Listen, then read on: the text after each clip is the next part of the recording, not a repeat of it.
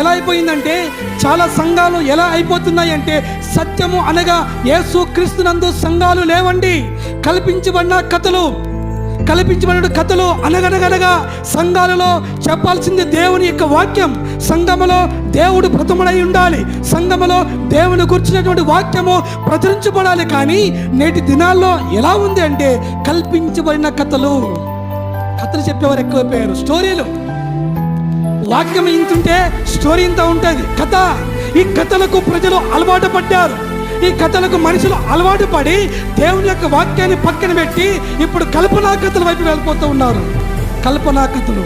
అందుకే చాలా మంది ఏమనుకుంటారంటే, ఆ పాస్టర్ బాగా చెప్తారప్ప, వాక్యం ఎంత చెప్పాడు, కథ ఎంత చెప్పాడు, ఆ సంఘంలో ఇలా ఉందప్ప, ఆ పాస్టర్ గారు వాక్యం ఎంత చెప్తూ ఉన్నాడు, కథ ఎంత చెప్తా ఉన్నాడు.